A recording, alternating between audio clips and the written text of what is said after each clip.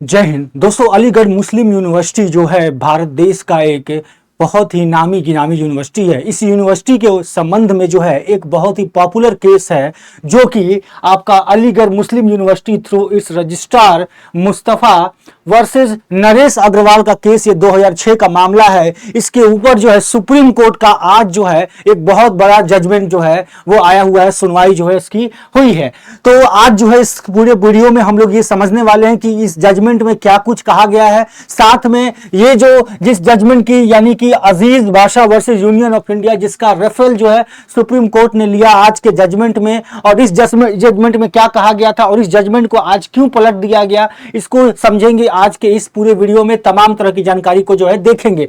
तो breaking news यही है कि जो माइनॉरिटी स्टेटस है not lost the merely because institution was created by statute, तो ये जो है इसके ऊपर जो है मामला है। तो इसको जो है विस्तार से जो है आज हम लोग जो है समझते हैं। तो सबसे पहले जो है अपने मुख्य न्यायाधीशों से मिल लेते हैं, यानी कि 7 जज की बेंच थी। इसमें जो है justice Manoj Mishra, justice JB Pardiwala, justice Sanjiv Khanna, CJI DY Chandrachud, justice Suryakant, justice Dipankar Datta और जस्टिस सतीश चंद्र शर्मा, ये सारे जज जो है इस मामले की जो है वो सुनवाई आज कर रहे हैं। तो अब इसमें जो है चीजों को थोड़ा सा समझ लेते हैं। सुप्रीम कोर्ट के अंदर जो है केंद्र सरकार ने ये दलील दी हुई थी कि जो अलीगढ़ मुस्लिम यूनिवर्सिटी है वो नॉट ए माइनॉरिटी इंस्टीट्यूशन, यानी कि वो आर्टिकल 30 जो बात करता है माइनॉरिटी इंस्टीट्यूशन के बारे में, वो उसके अंदर नहीं आती है। तो मामला को थोड़ा सा विस्तार से समझते हैं।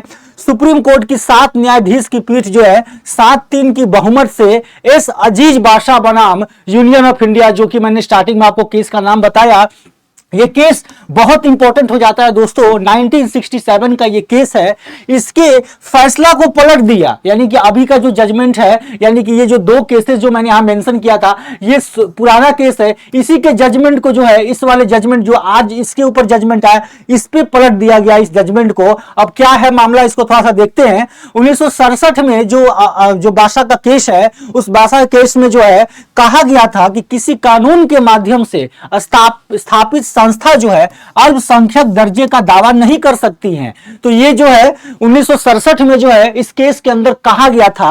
अभी जो है नया दृष्टिकोण में देखा जाए तो भारत के जो मुख्य न्यायाधीश है डीवाई चंद्रचूड़, इनकी अगुवाई में जो बहुमत ने फैसला दिया है कि किसी संस्था का अल्पसंख्यक दर्जा केवल इसलिए नहीं खो सकता क्योंकि उसे कानून द्वारा स्थापित किया गया है। यानी कि सीधे तौर पर 1967 का जो जजमेंट है इस केस के अंदर, इसको जो है बदल दिया गया। अब अल्पसंख्यक दर्जे का निर्धारण कैसे होता है, माइनॉरिटी का निर्धारण कैसे होता है, अब यह निर्धारण करने के लिए देखा जाएगा कि विश्वविद्यालय की स्थापना किसने की है और उसके पीछे का किस समुदाय की जो है सोच थी।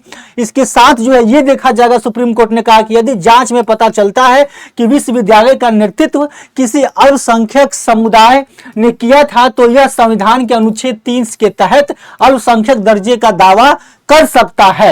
यानी कि अल्पसंख्यक से संबंधित आर्टिकल 30 से संबंधित ये मामला जो है, इसमें आगे की प्रक्रिया को देखेंगे तो इस मामले में वास्तविक तथ्य का निर्णय लेने के लिए नियमित पीठ के पास इसको भेजा गया, इस मामले को, जो इस आधार पर फैसला करेगी कि एएमयू जो है अल्पसंख्यक संस्था का दर्जा मिल सकता है या नहीं। तो देखिए दोस्तों, अब इसमें क्या है, सुप्रीम कोर्ट का नया दृष्टिकोण समझ लेते हैं कि इसमें क्या क्या दृष्टिकोण सुप्रीम कोर्ट ने जो है अपना दिया है इस मामले के अंदर। तो बहुमत को जो निर्णय करने के लिए संविधान के अनुच्छेद 30 जो है इसके तहत अल्पसंख्यक दर्जे की सुरक्षा के लिए यह देखा जाएगा कि संस्था की स्थापना किसने की और न कि इसे कौन चला रहा है। ये दोनों चीज जो है इंपॉर्टेंट जो है वो मायने रखता है। इसके अंदर सुप्रीम कोर्ट ने कहा अजीज बाशा का जो केस है 1967 का, इसमें इसको जो पलटा कि कोर्ट ने 1967 का जो अजीज बाशा केस है इस फैसले को में कहा गया था कि यदि किसी संस्था की कानूनी तौर पर स्थापित किया गया है तो वह जो है अल्पसंख्यक दर्जे का दावा नहीं। देखिए ज्यादातर यूनिवर्सिटी इंडिया के अंदर जो है इसको रिकॉग्नाइजेशन यूजीसी देता है, यूनिवर्सिटी ग्रांट कमीशन देता है। तो ये एक इंस्टीट्यूट है, यानी कि इसके अंदर जो है यूनिवर्सिटी जो एस्टैब्लिश किए जाते हैं। ठीक है, तो मुख्य न्यायाधीश का बहुमत का निर्णय, मुख्य न्यायाधीश डीवाई चंद्रचूड़ ने अपनी आखिरी कार्य दिवस चल रहा है उनका,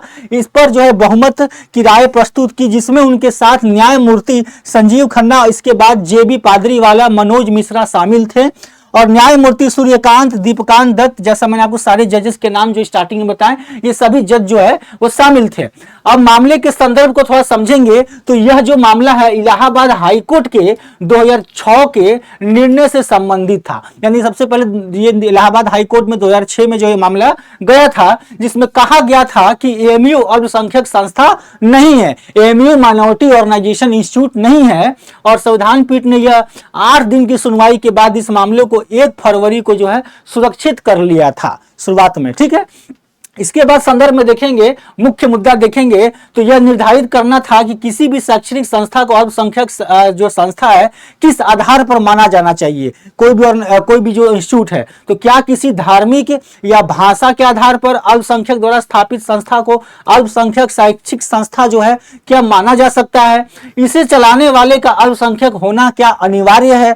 ये सभी चीजों को जो है कोर्ट के सामने ये सवाल था। अब सुनवाई के जो है कुछ जैसे जो जजमेंट आई है उसके मुख्य कुछ बिंदु हैं, उसको थोड़ा देख लेते हैं। तो सवाल क्या था कोर्ट के सामने, तो कोर्ट के सामने सवाल ये था, पहला नंबर, कि क्या एक विश्वविद्यालय जिसे एक अधिनियम यानी कि एएमयू अधिनियम 1920 द्वारा स्थापित और संचालित किया गया है अल्पसंख्यक दर्जे का दावा कर सकता है। एक तो यह सवाल था सुप्रीम कोर्ट के सामने। दूसरा सवाल यह था कि सुप्रीम कोर्ट का 1967 का एस अजीज बाशा बनाम भारत संघ को में दिया गया निर्णय सही है या नहीं, जिसमें एएमयू के अल्पसंख्यक दर्जे को जो है अस्वीकार कर दिया गया था। तो ये भी जो है एक सवाल जो है कोर्ट के सामने था कि सुप्रीम कोर्ट को अपने ही जजमेंट के जो है को ये टैगल करना था कि सुप्रीम कोर्ट ने ही ये जजमेंट जो इसमें दिया था पहले, ठीक है। इसके बाद 1981 में एएमयू अधिनियम में संशोधित की वैधता, जिसने बासा निर्णय के बाद विश्वविद्यालय को अल्पसंख्यक दर्जा दिया था, यह भी एक सवाल जो है कोर्ट के सामने रहा। अगला सवाल, चौथा नंबर सवाल रहा कि 2006 में इलाहाबाद हाईकोर्ट द्वारा एएमयू में 50% जो सीटें थी वो मुस्लिम उम्मीदवारों के लिए आरक्षित करने के निर्णय में बासा निर्णय का निर्भरता कितना उचित थी। तो ये सारी जो है 4 सवाल जो है वो कोर्ट के सामने था।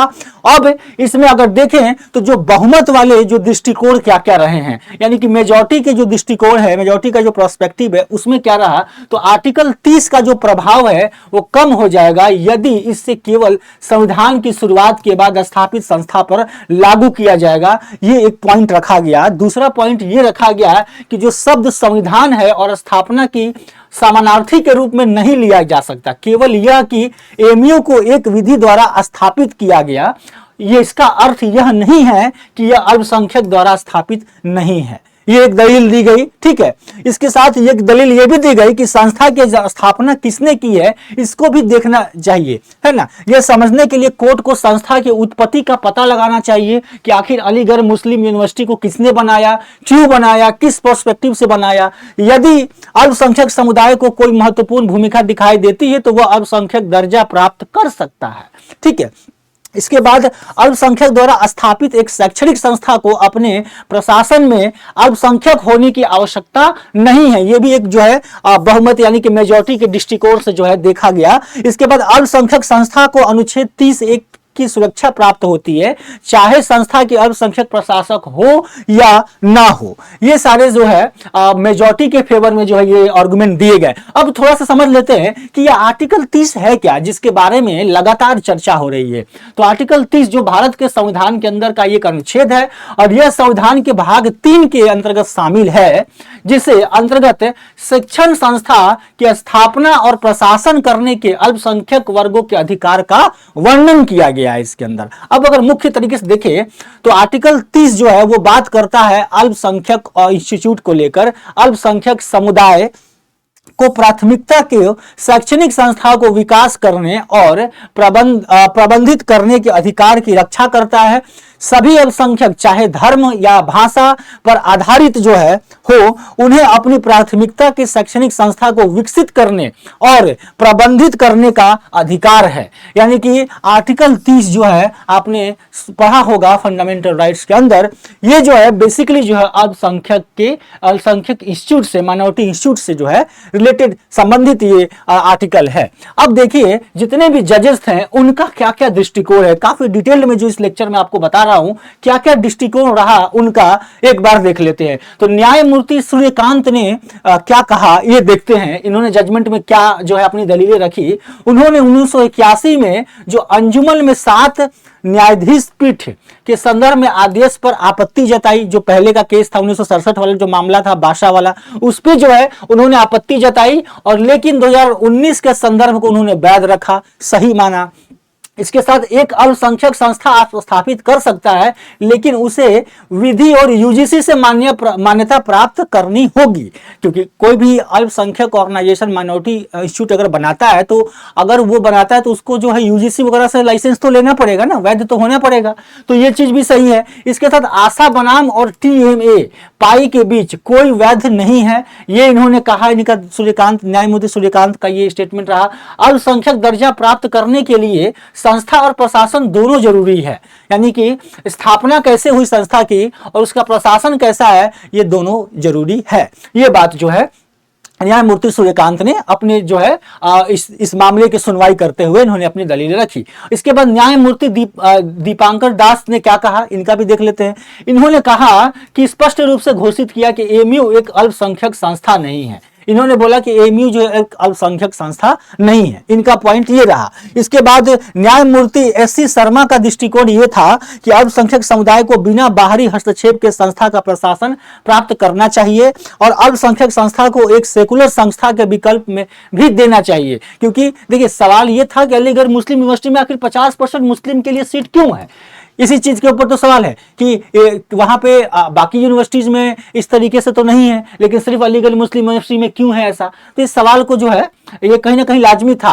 तो अब इसके बाद न्यायमूर्ति एससी शर्मा ने दृष्टिकोण में कहा कि अल्पसंख्यक समुदाय को बिना बाहरी हस्तक्षेप हो गया, स्थापना और प्रशासन शब्दों का संयुक्त रूप से उपयोग आवश्यक है। और मामले के संदर्भ को अगर देखा जाए तो 2019 में जो है तत्कालीन मुख्य न्यायाधीश जो थे रंजन गोगोई की अगुवाई में 3 न्यायाधीश की पीठ ने आदेश के परिणाम में 7 न्यायाधीश पीठ का गठन हुआ था। उसी समय ये 7 न्यायाधीश का गठन किया गया था और एएमयू ओल्ड बॉय एसोसिएशन का प्रतिनिधित्व कर रहे थे वरिष्ठ अधिवक्ता डॉक्टर राजीव धवन, कपिल सिब्बल और सलमान खुर्शीद द्वारा जो है एएमयू की तरफ से ये केस लड़ रहे थे। और भारत सरकार की ओर से जो है भारत की सरकार के महान्यायवादी और सॉलिसिटर जनरल जो थे तुषार मेहता ने जो है इसकी जो है दलीलें प्रस्तुत की। यानी कि ये दोनों जो है ये आपकी जो दोनों पार्टियां थी, दोनों पार्टियों के जो है ये को आपके एडवोकेट्स थे। तो आशा करता हूं कि ये मामला पूरा आपको समझ में आ गया हुआ ये केस क्या है। और दोनों ही केस जो है बहुत ही ज्यादा पॉइंट ऑफ व्यू से, जो एग्जाम पॉइंट ऑफ व्यू से 1967 का मामला और 2006 वाला जो जजमेंट जिसपे आज आया है, ये दोनों ही मामला जो है वो बहुत ज्यादा इंपॉर्टेंट हो जाते हैं एग्जाम पॉइंट ऑफ व्यू से। तो आशा करता हूं कि पूरी जानकारी आपको समझ में आई होगी। इसका पूरा पीडीएफ आपको लेना है तो आप मेरे साथ टेलीग्राम चैनल पे आइए, चंदन सर टेक्स्ट बुक, ये टेलीग्राम चैनल लगातार आप इसको सर्च करेंगे अगर टेलीग्राम पे तो आपको ये मिल जाएगा। वहां से आप मुझे जो है ज्वाइन करेंगे और इसका पूरा का पूरा जजमेंट जो है, इसकी पूरी कॉपी जो है, आज का जो जजमेंट आया है उसकी पूरी कॉपी जो है मैं आपको शेयर कर दूंगा। तो आशा करता हूं कि जो आपको जो है ये जानकारी पसंद आई होगी। नेक्स्ट लेक्चर में फिर आपसे मिलूंगा, तब तक के लिए जय हिंद जय भारत।